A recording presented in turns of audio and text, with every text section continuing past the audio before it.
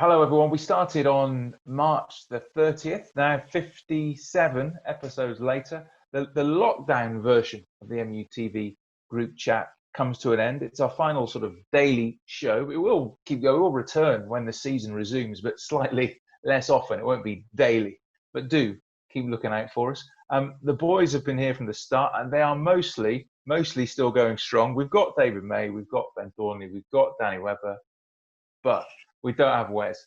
And actually, I think, lads, he has a reasonable excuse because timings have been a little bit difficult to sort out. Are we letting him off this one or not?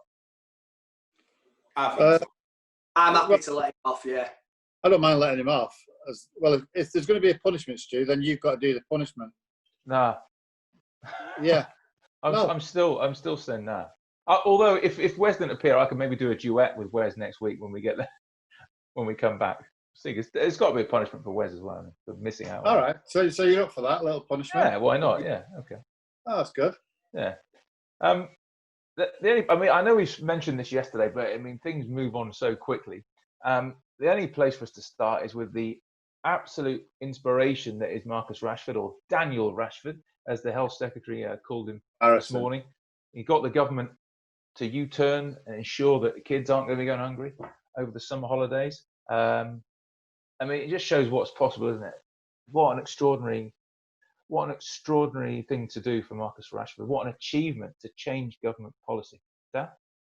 Yeah, no, for me, I think, it is a massive, massive achievement. But I think I have a funny feeling that he's only just started, understanding how much influence he can have. What I like about him more than anything, and he's not doing it for followers, he's not doing it for likes, he's not doing it for anything like that. He's doing it because it matters to him. And that resonates with people, and it doesn't matter whether it's whatever football club, people are looking at it going, like that, in a world where there's not so many role models where people are actually championing. He's stepped to the fore, and got massive respect for the way he's gone about his business, and I think anybody would be willing to get behind him and support if he continues in this vein, which I'm sure he will. So you think he might go on and do other things as well, not just this campaign? I think it's just a start. I do. I think it's not necessarily something that ends. When you have that runs through you, and you want to give back, then I think it's something that he won't go with the masses, but he will. I think that he'll do something that's true to him. I think going forward, and I just think he's set off on the right foot, and fair play to him. Brilliant. Yeah, amazing. You've got to be proud of him, mate. You've got to be proud of what he's done. I'm sure his mum must be so proud. I think I read somewhere he said she'd rung him 10 times yesterday because she was so happy. Yeah. I mean, his family must be so proud. Oh, absolutely. I think the whole of Manchester, I think the whole country is very proud of him, what he's done, what he's achieved, particularly after the government did say that, there wasn't going to change. Well, you can change. And he should be immensely proud of what he's done. The fact that he's actually feeding 3 million kids already is an unbelievable achievement. And that in itself deserves all the credit. But to do what he's done and to change policy in government is amazing. And as Danny said there, once you get a little bit of success and a little bit of momentum going forward, and not just for Danny, not just for Marcus, but for other people in as role models, because it's been a really year this year, and this is an absolute unbelievable achievement what he's done, and it's a highlight of the year. And as Danny said, his family must be so proud, and the club must be so proud. But unbelievable achievement, and I'm absolutely buzzing for him. I really am. Yeah, Ben, I mean, Liverpool have tweeted about it. Manchester City have tweeted about it. Everybody's saying credit to Marcus Rashford. You're going to help kids in our area.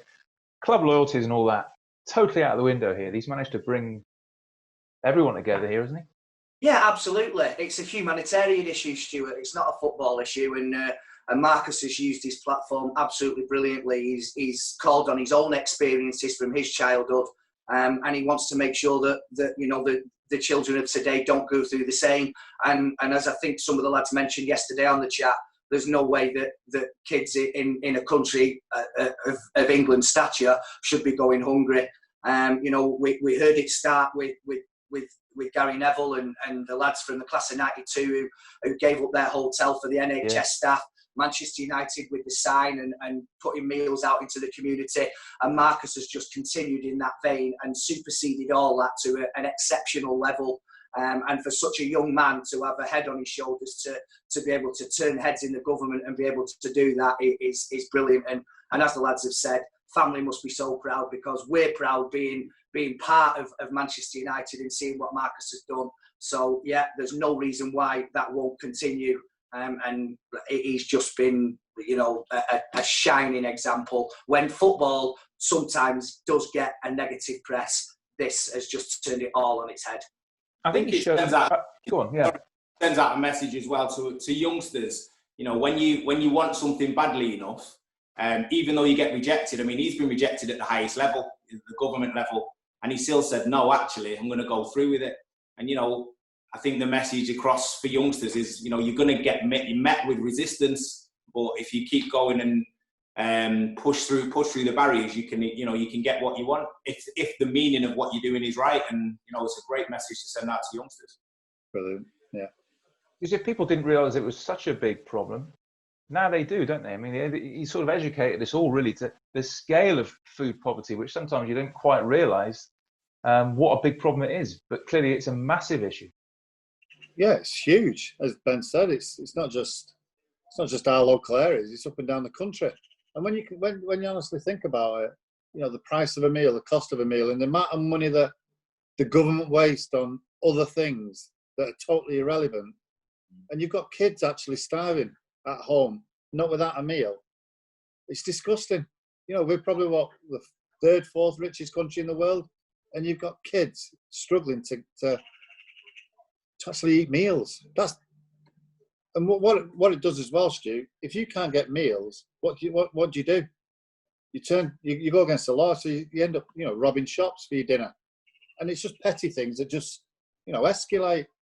And what Danny, what I keep saying Danny? That's because of the health secretary. Yeah. What Marcus has done is give hope to so many people, and to put food on the table day in day out is brilliant. He'll be knighted. Yeah, absolutely. We salute you, Marcus Rashford. Rashford 1, Johnson 0. There'll be a statue for him. Yeah, there will be eventually. Let's hope that it resonates the world over, Stuart, not just in the UK, but everywhere. This pandemic has been a global issue. The problem that Marcus has challenged is a global issue, and it doesn't have to just be limited to the UK either. Let's hope other people take a huge leaf out of his book. If Marcus can sort out Brexit and COVID-19 next, then he would have done just about everything, wouldn't he? He's capable of anything. He's got a fantastic man. We'll tell for an hat-trick on Friday. Yeah, that'll do. Yeah, that'll do.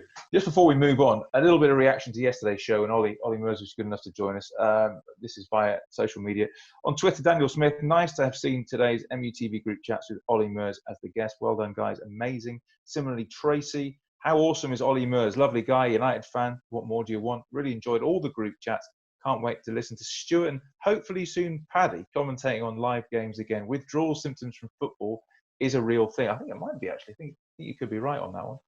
On YouTube, Andrew, so much respect to everyone that comes on the show to help everyone in any way, shape or form. Ollie, a great guy, talks sense. I would go with McTominay, Bruno and Fred. Love Paul, but he needs to work for his place. Well, we'll see, won't we, on Friday. Scott, I've sent an email about a game of golf for Maisie. Love the show, lads. So maybe I don't know where he sent it, but there you go. Yeah, I've seen it. Jamie sent it us, yeah. Oh, yeah. Right, okay. Maisie telling Ollie to keep it short at the end. Do you think he had 18 holes booked in straight after the call finished? Maybe he did. Did you have 18 holes yesterday? I actually did at Sale, yeah. Oh, my God. Yeah. That's why you were trying to cut it short. And this one, it's going to be boring without listening to the boys every day. I was hoping they would have tracked down Jesper Olsen by now. We are still going to be here, but not every day. Email from Daryl. My name is Daryl. I'm a lifelong Manchester United fan, and I can't wait for the first game against Spurs on Friday night. My prediction is 2-1 for United. Could you please give a shout out to my son, Mason, and to my wife, Zena, who recently gave birth to our second son, Jacob, on Friday, the 12th of June. Lads, can we give a shout out to Mason and Tina. Please. Congratulations. All the best. All the best. Make sure he's got a red bib on. Yeah, absolutely. And this one, hi guys, gutted things are coming to an end. I felt we've all come together in the last few months of hard times. Awesome banter, unbelievable laughs. We'll miss you all very much. Like I say, we are going to be here, but not every day. And that's from Kat, Summer, Heaven, and Morgan. Love to all you guys. Now, they are what you call names. Appreciate that. MUTV and manunited.co.uk if you want to get in touch. We better talk about football, lads, as the Premier League is back today. I was saying that we started on the 30th of March doing this show. And then I think if you'd have said in 3 months' time we'll be back playing again, I don't think any of us would have believed it. But it's happening, guys. It's happening today. First of all, can you believe it's happening today? All around Europe as well, apart from France, Belgium, all the leagues are back. Can you believe it's happened?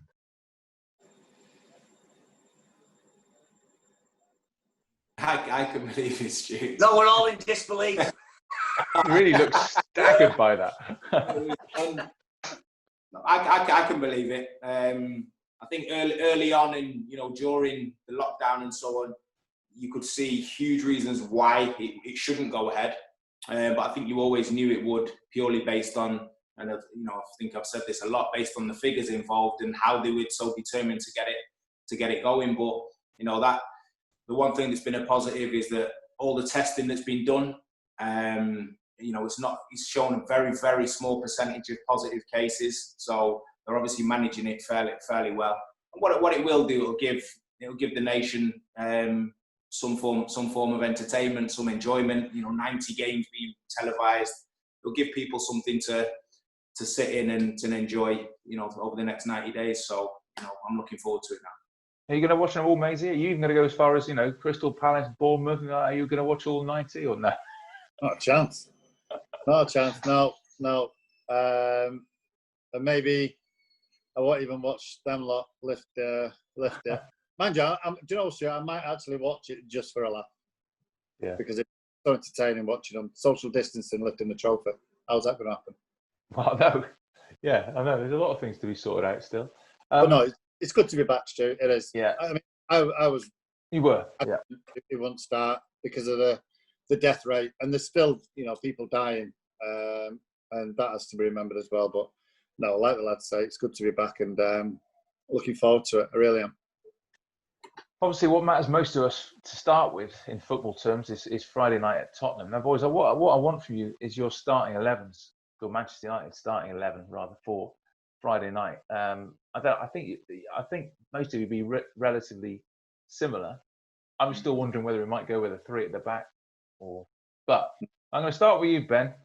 Your starting 11. If you were picking the team, which would be a worry if you were, but if you were, what would your starting 11 be? Gamblers. I must admit, I did tinker with the 3 at the back, but I've gone with a back 4, and I've stuck to my guns. So I've gone, obviously, David De Gea in goal. A back 4 from right to left, Wan-Bissaka, Maguire, Lindelof, Luke Shaw, instead of Brandon Williams, which obviously was a close call. A midfield sort of 2 of McTominay and Fred. That's where I've stuck to my guns. And obviously the email you just read out there, Paul Pogba's got to work for his place. I think that as well, although we all know what a tremendous asset Paul will be. If not Friday, very, very soon. Bruno Fernandes just sitting in front with a forward 3 of Martial to the right, Rashford to the left. And I've gone with Igalo because I think at a place like Spurs, you need somebody who is proven at being able to make the ball stick when it goes up there. And it is a big pitch. We have got some really good passes of the ball, and we need to get people in and around him. And I think he's shown that he's a real useful asset at that. So that's my team. People are going to disagree with it, but it won't be too far wrong. So you're going with them all, not Dan James. You're going with the 3 strikers effectively playing. Yeah, with obviously Martial and Marcus Rashford sort of arrowing and coming in like they can do off the flanks. Oh, interesting. Right. Yeah, interesting. Right, Dan. So you don't have Paul starting, and you've got Igalo starting. Dan. Yeah, so I'd go with the same. Obviously, David De Gea in the same back 4. I agree with that. I think that will be in place. in the middle of the, I actually, even though my preferred trio would be Pogba, Fernandes, and McTominay, I actually agree. I think on this occasion, because Fred does a lot of the dirty work and the ratting work, you're going to need that in the middle of the park. So I think he'll sit with Scott, and it will give the freedom to Fernandes. So on this occasion, I think they will play. But I disagree up front. I think if you play those three up top to start with, I don't think you have a striker to change the game if it's not going so well late on. So I think he'll play two of them, and I think Ighalo will miss out to start the game. And I do see Dan James starting. I think his pace, if used in the right way, is a massive, massive threat. And then on top of that, he does a lot of the work getting back as well. So I think, similar, but I just think Dan James will be in for Ighalo. Interesting. Maisie. I've gone three at the back. I'm a little bit with you, Stu. I think Eric, Harry, Victor, Aaron, Luke, they're the back five, back three, two wing backs. Scott and Fred, Bruno floating, maybe in the number 10, and then Marcus and Martial. So you don't have Paul playing either? No. I don't. I just think that we were in such a great vein of form before, and I think to leave Fred out would be real tough for him because he was absolutely flying. And those three at the time, Bruno, Scott, and Fred, were absolutely flying. They were fantastic. And as Danny said, Fred's the one that's going to break everything up. He covers such a lot of ground, Maisie, doesn't he? It does, Ben. And I just think for that, I think Fred will start. And I think 9 months out as well for Paul. The lad will tell you, you can play as many games as you want, but as soon as it's proper match day, you can have all of, the behind the closed games and all that. But proper match day is when that's your bread and butter. And I think you can bring him on if anything needs bringing on. Do you want mine as an expert? No. Nah. Right, okay. But you're going to get anyway. I'm going with three at the back. I'm going with I'm going with De Gea, obviously. I'm going with Bailly, Maguire, and Shaw. There's the three, with Brandon and Wan-Bissaka. Now I'm going for Matic and Pogba in the centre of midfield. Matic and Pogba with Bruno just ahead, and then the two Martial and Rashford. There you go, 3, 4, 1, 2. Which I'm going for, which is bad because there's no Scott, there's no Fred, and I don't know if there was any Lindelof. I can't see Scott McTominay not playing. He's been that solid in the games, especially. I think it's playing Spurs, it's Mourinho. I just can't see Scott not featuring in the middle of the park. So you've rubbished me. Okay, fair enough. That's why you're just a reporter, commentator. That's it, Paul. We must ask you though, what's your gut instinct for how it's going to pan out? Are you going to be there, Ben? How's it going to pan out? Well, when you asked us this yesterday, I said it was going to be. I think everybody said it was going to be a tight game because we know that Spurs are a very, very good side. I still think United might nick it 1-0. Yeah. And I think the one reason why I'm saying that is because I think United have done so well, especially on the counter-attack against the bigger teams, and ironically in their own back garden. And I know there's no fans there, but it's also a huge game for Spurs because in the position they're in at the moment, I feel that if they don't take 3 points tomorrow, even with the remaining 8 games, they could be really struggling for a Champions League spot if they lose to us on Friday. So that's what's going to make it a very tight game, I think. Are you sticking, Danny, with your prediction? 2-1, mate. 2-1 United. Again, it's going to be difficult. The Jose factor plays a part in it as well because, we got beat on his first game against United. Rashford got 2, Dele Alli got 1. But I think Dele Alli is missing as well, so that's a bit of a blow for them. So I think we'll edge it, but Jose will just have them fired up. He's not going to want to come out of lockdown, and I think what he was complaining about before, not having all his players available and wanting to fast forward to this time of year has actually happened, weirdly enough. And he's got all his players back, so he's not going to want to be. Wait a minute! Dramatic news! Dramatic news! Just as we're about to finish the show.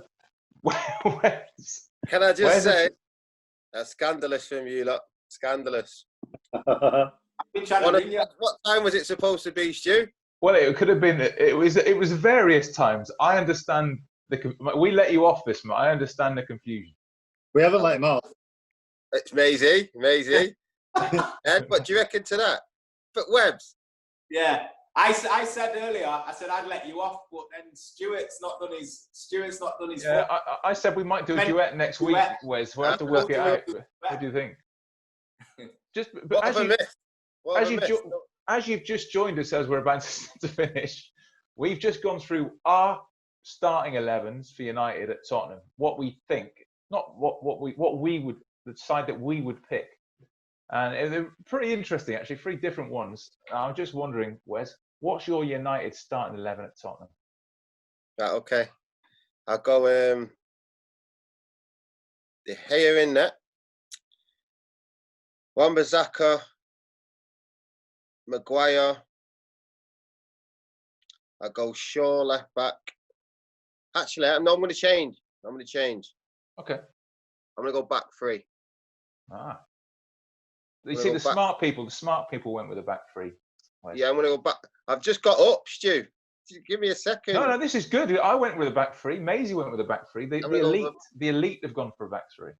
Yeah, so I'm going to go Lindelof, Maguire, Shaw. Yeah. I'm going to go Williams. Yeah.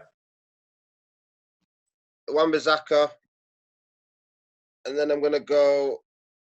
This is the Scott. tricky. I'm going to change a little bit. I'm going to go Scott. Yeah. Fred. Bruno. Okay. How many have I got left? That just leaves you with the front 2 then. Yeah, and then I'll go Marcus and... Martial. Straight up the middle. Okay. I don't think it will be that, but I'm changing it. I've just got a feeling. We all had predicted scores as well. I've They're gone all going for 2-0 again. Oh, 2-0. Yeah, I've gone 2-0. I think they'll be off the pot, Tottenham. Yeah. I wanted to ask you, lads, as well. We've been doing this such a long time, 57 shows. I was asking what your highlight is. I know most people are going to say Quinton. Can we all say Quinton if that's the top? Quinton's marathon story, yes, that's number 1. But is there another highlight that you can come up with about what's happened over the last 12 weeks or so? For me, it's when he's chatting up. Yes. It was just funny, mate. I can't believe you did it, but it was excellent. I would have struggled to do it. So Yeah. well done. The weatherman, yeah, Fred as well. We've got Fred in the corner. Yeah.